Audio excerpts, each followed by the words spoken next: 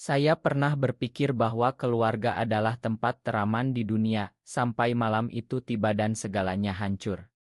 Ayah memukuli saya hingga berdarah-darah hanya karena tahu saya gay, dan ibu hanya menangis di sudut ruangan tanpa membela. Di usia 16 tahun, saya ditinggalkan di pinggir jalan Jakarta seperti sampah, dengan luka isik yang menyakitkan dan hati yang remuk tak terperi. Malam itu hujan deras mengguyur kota. Saya ingat betul bagaimana darah bercampur air hujan mengalir di aspal. Nama saya Ardi, lahir dan besar di sebuah kampung kecil di pinggiran Jakarta. Keluarga kami sederhana, ayah buruh bangunan, ibu jualan kue di pasar. Sejak kecil, saya berbeda. Saya tak suka bola seperti anak laki-laki lain, lebih suka diam-diam mengagumi teman sebaya bernama Rio yang duduk di sebelah saya di kelas. Rio, dengan senyumnya yang hangat dan mata yang selalu tertawa, membuat hati saya berdegup aneh setiap kali dia lewat. Saya menyimpan rahasia itu rapat-rapat. Di Indonesia, menjadi gay seperti kutukan. Orang-orang bicara tentang dosa, tentang neraka, tentang malu keluarga. Saya takut, tapi perasaan itu semakin kuat. Sampai suatu hari, ayah menemukan pesan-pesan di ponsel pinjaman saya untuk Rio. "Kamu suka cowok," teriaknya, wajahnya merah padam. Saya mengangguk pelan, tak sanggup berbohong lagi. Kemudian pukulan demi pukulan mendarat. Ikat pinggang, tangan, kaki, semuanya digunakan. Ibu berusaha menarik, tapi ayah dorong dia jatuh. "Ini bukan anakku lagi," katanya, sebelum menyuruh saya keluar rumah selamanya. Saya berlari di tengah hujan, tubuh basah kuyup, luka di kepala berdarah. Tak ada tujuan. Saya tidur di emperan toko, makan dari sisa orang. Beberapa hari kemudian, seorang om baik hati, Pak Slamet, pemilik warung makan kecil, menemukan saya. Dia tak tanya banyak, hanya beri makan dan tempat tinggal di belakang warungnya. "Hidup masih panjang, nak," katanya pelan. Dari situ, saya mulai bangkit. Saya kerja serabutan, sekolah malam, berjuang sendirian di kota besar ini. Bertahun-tahun berlalu, saya tumbuh menjadi pria mandiri. Tapi luka itu tak pernah benar-benar sembuh. Saya hindari cinta, takut terulang. Sampai saya bertemu dia. Dia datang ke warung Pak Slamet sebagai pelanggan tetap, mahasiswa arsitektur dari Universitas Negeri. Dia tinggi, berkulit sawo matang, dengan tatapan yang lembut. Kami mulai ngobrol, dari hal kecil seperti kopi hitam sampai mimpi-mimpi masa depan. Dia tahu rahasia saya lebih dulu karena saya cerita saat mabuk kopi larut malam. "Aku juga sama, Ardi," bisiknya, tangannya menyentuh tangan saya di bawah meja. Saat itu, dunia terasa lebih terang. Cinta kami tumbuh diam-diam, kami jalan di taman kota saat senja, pegangan tangan di tempat sepi, berbagi cerita tentang keluarga yang tak menerima. Dia dari keluarga Jawa kental, ayahnya ustaz kecil di masjid kampung. Dia juga disembunyikan, tapi kami saling kuatkan. "Kita bisa bahagia sendiri," katanya, mencium kening saya di kamar kosnya yang sederhana. Perasaan itu dalam, penuh kehangatan yang tak pernah saya rasakan sebelumnya. Tapi saya tahu, di masyarakat seperti ini, cinta kami seperti api kecil yang mudah padam. Suatu hari, berita buruk datang. Ayah saya sakit parah, kanker paru. Ibu hubungi melalui Pak Slamet, minta saya pulang. Hati saya campur aduk. Marah, sedih, takut. Dia dorong saya. "Pergi, Ardi. Bukan untuk mereka, tapi untuk dirimu sendiri. Tutup luka itu." Saya pulang ke kampung, melihat ayah terbaring lemah di rumah sederhana itu. Matanya terbuka saat saya masuk. "Ardi," bisiknya. Tak ada ma langsung, tapi air matanya jatuh. Kami bicara pelan tentang masa lalu yang pahit. Dia akui ketakutannya pada omongan tetangga, pada agama yang dia pahami salah. "Makan ayah," katanya akhirnya, tangannya gemetar pegang tangan saya. Tapi itu baru awal.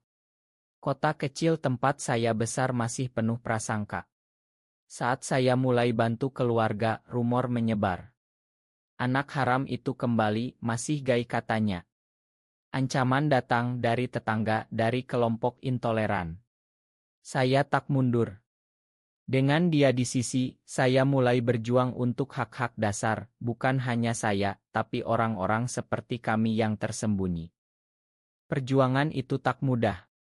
Setelah ayah meninggal, saya tetap di kampung untuk ibu. Ibu berubah pelan, dia terima saya apa adanya, meski diam-diam, yang penting kamu bahagia, nak, katanya suatu malam, saat kami duduk di teras rumah kayu tua. Tapi masyarakat sekitar beda. Mereka bisik-bisik, jauhi ibu di pasar, bahkan ada yang lempar batu ke rumah saat malam. Dia sering datang pura-pura sebagai teman kuliah dulu. Kami sembunyikan hubungan, tapi cinta kami semakin dalam. Dia ajari saya tentang hak asasi, tentang komunitas kecil di Jakarta yang saling dukung. Kita tak sendirian, Ardi, katanya, peluk saya erat saat saya nangis karena ancaman telepon tak dikenal. Dia jadi penyangga, pria yang membuat saya percaya lagi pada cinta. Kami mimpi bangun rumah kecil, hidup tenang, meski tahu sulit.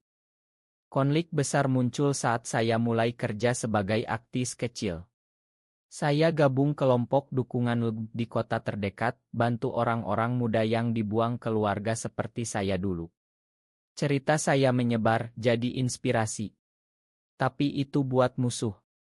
Kelompok radikal lokal marah, demo di depan balai desa, tuntut saya diusir.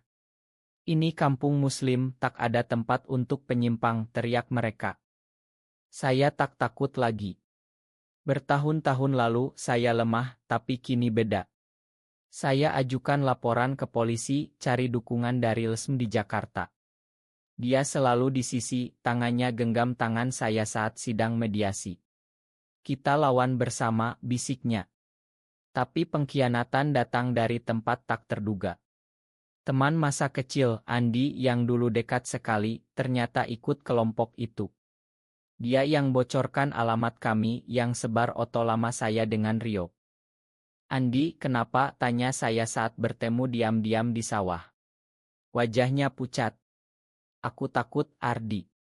Keluargaku ancam, katanya kalau berteman denganmu, aku juga dicap sama. Dia nangis, tapi pengkhianatannya sudah telanjur. Rumah ibu diserang malam itu, kaca pecah, cat semprot tulis mati saja penyimpang. Ibu ketakutan, tapi dia pegang tangan saya. Ibu ikut kamu, nak. Ibu salah dulu. Kami pindah sementara ke Jakarta, tinggal di kos dia. Di sana, cinta kami mekar bebas sedikit. Kami jalan di malam hari, pegang tangan pelan, rasakan kebebasan kecil. Dia ajak saya ke pertemuan komunitas, bertemu orang-orang seperti kami, ada yang dokter, guru, seniman. Mereka cerita perjuangan, saling dukung. Saya mulai tulis cerita saya, posting anonim di media sosial. Respons luar biasa, banyak yang hubungi, cerita mirip. Tapi ancaman ikut ke kota besar. Surat kaleng, telepon teror. Dia hampir putus asa. Ardi, mungkin kita kabur saja ke luar negeri, katanya suatu malam, matanya merah. Saya peluk dia. Tidak, sayang. Kita lawan di sini. Untuk generasi berikutnya. Cinta kami jadi bahan bakar. Kami romantis di tengah badai, masak bersama di dapur kecil, nonton film lama sambil pelukan, janji setia meski dunia menentang. Akhirnya, saya putuskan balik ke kampung dengan rencana besar. Saya kumpul bukti diskriminasi, ajak media lokal liput. Cerita saya jadi berita nasional kecil, pemuda dibuang keluarga karena gay, kini perjuangkan hak. Dukungan datang dari mana-mana, dari aktivis, dari orang biasa yang muak intoleransi. Kembali ke kampung terasa seperti masuk sarang singa. Tapi saya tak sendiri. Dia ikut dan beberapa teman dari komunitas.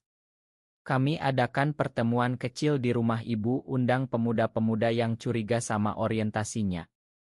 Mereka datang diam-diam, cerita air mata. Aku takut seperti Kak Ardi, kata salah satu, remaja berusia 18. Ibu jadi pendukung utama. Dia yang dulu diam, kini bicara lantang di arisan ibu-ibu. Anakku baik, dia tak salah. Yang salah yang jude tanpa tahu. Kata-katanya menyebar, buat beberapa tetangga berpikir ulang. Tapi oposisi kuat. Pemimpin kelompok radikal, Pak Haji Rahman, ajak masa demo lagi. Ini itnah terhadap agama, teriaknya di masjid. Saya hadapi langsung. Di balai desa, saya bicara di depan warga. Saya lahir di sini, besar di sini. Saya tak minta spesial, hanya hak sama, hidup tenang tanpa kekerasan. Dia di sisi saya, tangannya genggam erat. Air mata jatuh saat saya cerita malam ditinggalkan berdarah. Beberapa warga menangis, ingat saya kecil. Pengkhianatan lagi muncul. Andi datang minta maaf, tapi ternyata rekam pembicaraan saya, edit jadi seolah saya hina agama. Video itu viral di grup WhatsApp kampung. Ancaman membabi buta, bakar rumah, bunuh. Polisi akhirnya turun tangan tapi lambat. Malam paling gelap, rumah diserang lagi. Batu, botol, teriakan. Dia terluka, kepalanya berdarah saat lindungi saya. Saya peluk dia di lantai, darah dia di baju saya, ingat masa lalu. Jangan tinggalkan aku, bisik saya. Dia senyum lemah. Tak akan, cinta. Kami evakuasi ke kota, tapi saya tak menyerah. Dengan luka dia, cerita kami jadi besar. Media nasional liput, resmi internasional dukung. Kampanye online hakun tukar diramai. Dukungan dari artis, influencer, bahkan pejabat progresi. Ibu telepon nangis. Kampung mulai berubah, nak. Banyak yang malu setelah lihat berita. Benar saja saat kembali, sebagian warga minta maaf. Pak Haji Rahman diam, kelompoknya bubar pelan karena tekanan hukum.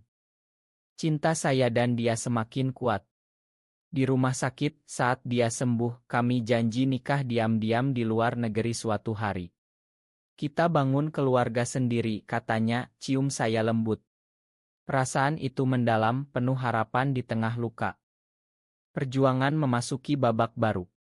Dengan dukungan luas, saya dirikan yayasan kecil untuk korban diskriminasi orientasi seksual di daerah.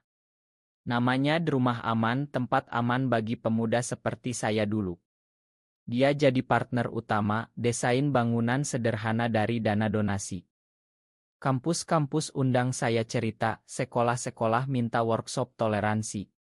Saya bicara tentang kemanusiaan, bukan politik. Kita semua manusia, punya hak hidup bahagia.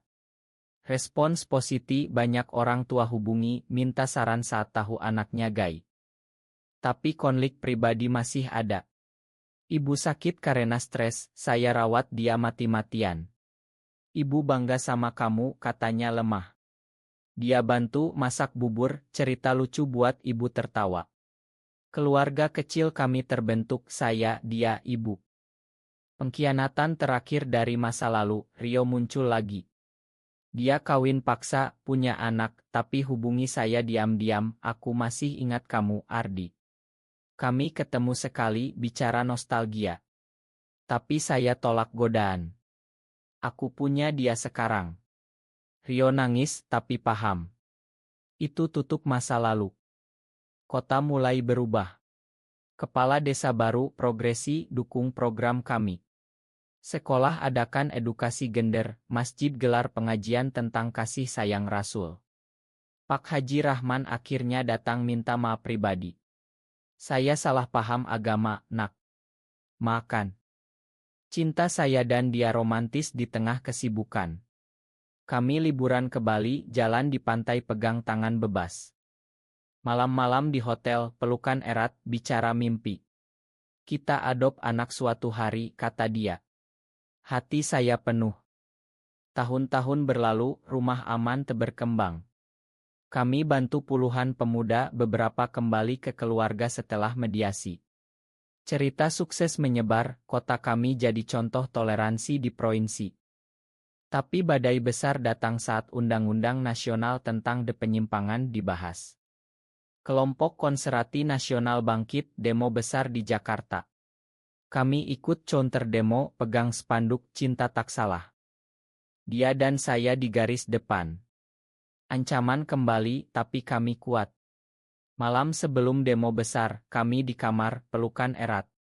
Apapun terjadi aku cinta kamu, bisik dia. Ciuman kami penuh gairah tenang, penuh janji. Demo berlangsung damai, tapi provokator muncul. Bentrokan, polisi air mata. Dia hilang di kerumunan. Saya panik cari, temukan dia terluka parah, dipukul kelompok radikal. Darah lagi, seperti masa lalu saya. Di rumah sakit, dia koma beberapa hari. Saya tak lepas tangannya, nangis tiap malam. Bangun, sayang. Kita belum selesai. Ibu doa terus, komunitas dukung. Ajaib, dia bangun. Aku mimpi kita punya rumah besar, katanya lemah. Air mata bahagia. Insiden itu jadi puncak. Media dunia liput, tekanan internasional buat pemerintah tolak undang-undang itu. Kota kami aman lagi. Akhirnya, kota mengembalikan hak saya dan hak kami semua. Upacara simbolis di Balai Desa, saya dianugerahi penghargaan warga teladan atas perjuangan toleransi. Warga aplaus, termasuk yang dulu musuh. Pak Haji Rahman peluk saya. Kamu ajari kami arti kemanusiaan. Ibu sehat lagi, tinggal bersama kami di rumah baru yang dia desain. Kami adop anak kecil yatim, beri nama Harapan. Keluarga kami penuh tawa. Dia dan saya nikah sederhana di Belanda, tapi rayakan besar di kampung. Warga datang beri restu. Cinta kami yang lahir dari luka jadi simbol harapan. Saya berdiri di pinggir jalan tempat dulu ditinggalkan berdarah, kini tanam pohon. Hidup berputar, bisik saya pada dia yang peluk dari belakang. Kami tak dapat segalanya, tapi cukup cinta, keluarga, masyarakat yang belajar menerima. Bagi yang seperti saya dulu, ingat, luka sembuh, hak kembali, cinta menang. Di Indonesia ini, perjuangan berlanjut, tapi cerita kami buktikan, kemanusiaan lebih kuat dari kebencian.